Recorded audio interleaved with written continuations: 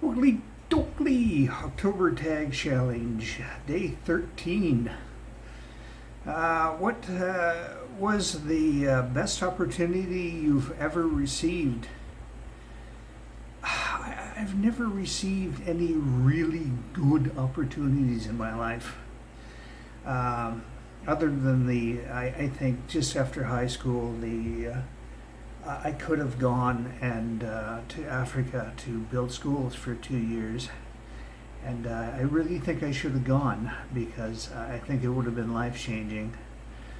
It would have been a hell of an opportunity to have done. Other than that, I've really not received any big, monumentous opportunities ever. So life has been fairly boring and fairly lame, basically. What was, excusez-moi s'il vous plaît, what always makes you nostalgic? Songs. Certain songs, classic rock songs, or even metal songs, classic metal songs, are keyed to memories and strongly for me. And when I hear them, I remember them, and I'm nostalgic for those times. So, yeah, and those people and those places, yeah. What would you like to accomplish after? What the hell? What would you like to accomplish before the year is over? Nothing really. There's nothing I want to accomplish before the year's over, other than finishing the October Tag Challenge. Yeah, yeah. That's really my only thing that's really going on that I'm planning on completing. So there's no big plans to do anything or go anywhere or anything like that. So have you ever been offered a good opportunity but refused? What was the situation? I've just as in question 121, the opportunity was to go to Africa for 2 years after high school to build schools, and yeah, I did refuse because my mother talked me out of it, unfortunately, and I think it would have been a hell of a thing to have happened in my life. Just the experience alone, even if it didn't benefit me job-wise at all, and I think it would have. I think it would have been a life-altering opportunity, but Mom talked me out of it, and I listened stupidly. Would you prefer your family to be smaller or larger than it is now, or neither? Do you wish you were more involved with your extended family? My extended family can go stuff themselves because they treat me like I'm dead, basically. They don't care for me at all. And they, as soon as I went on disability, basically, they just stopped talking to me and interacting with me altogether. It was really, really quite a hurtful thing at the time. And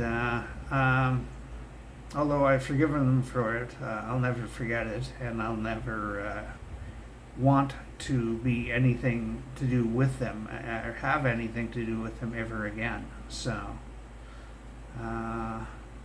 yeah, as for my family, they're all dead. But when I did have a family, there was four of us: my mother, my father, my brother, and I. And I think it was just right, just the right size family. Uh-huh. What is something you're hypocritical about? something you believe, but you have a hard time sticking to in practice. Um,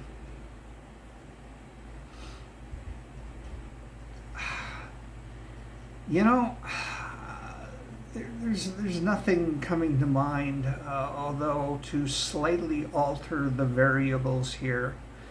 I get down on people for smoking. I really do. And I'm an alcoholic who continues to drink even though he knows it's extremely bad for him. So that's absolute hypocrisy at its best, right then and there. So yeah. So I guess the entire addiction thing, because I get down on people who are drug addicts as well, and I'm obviously addicted to alcohol, and I obviously don't want to stop drinking. So even though it almost killed me, I'm still desire to do it, and enjoy doing it, and will do it. So that's hypocrisy. It's blatant hypocrisy. Has anyone close to you ever died? Oh, fuck yes. A lot of people, a lot of family, a lot of friends have died. All the good family I watched die. All the good ones, all the good cousins and uncles and aunts, and my mother, my father, my brother. I watched them all die, and a hell of a lot of friends have died. And anyways. Was there anything that helped you to move past their deaths? No, there wasn't. They left a hole, and I will always mourn them. So, What is something you've what is something you're inherently bad at? No matter how hard you try to improve. Singing, I'm flat-toned. I'm very flat-toned. I like doing it, though, even though I super suck at singing. People who follow me on Instagram have probably seen me sing at least a couple of times, because I've done it a bunch of times in a, whatever it's called, a reel. And I suck at it. So, do you have any inherent talents? Evidently, I have this natural ability to understand software. I'm just really good at learning software. I do it very fast and whatnot. So that's some sort of weird inherent ability.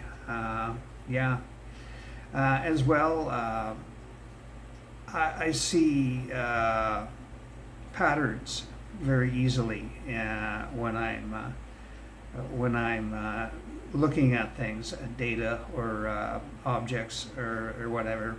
That makes me really good at jigsaw puzzles. Back in the day when I wanted to, that is, cheat on games, and I used a hex editor to edit the saved games. I was extremely good at spotting the information that I wanted, even though it's just a jumble of numbers in hexadecimal. I would always be right, picking the data out of the pile, and it would be I would always pick it out. So the patterns were obvious to me, even though it wouldn't be obvious for a lot of people. So anyways, there's a lot of other things with editing raw data like that that I've done that I won't go into because it's just a little too technical. But anyways, what small insignificant thing gives you joy? Pushing the cat. Pushing the cat. Let's see if this will. Hey. That thing there. That's pushing the cat. That thing gives me, all pushing the cat stuffies that I own give me joy, especially the little 6-inch one. It's a 9-inch one. I do 9 or yeah, I think it's 9. I don't know. It's bigger than the 6-inch one, anyways. It's noticeably bigger. And the 6-inch one brings me an enormous amount of joy. So, and to most people that would be just a tiny little stuffed toy, and it would be totally insignificant to them. But to me, it's my favorite thing in the world. So, you know. Anyways, have a good day. Keep smiling, yo.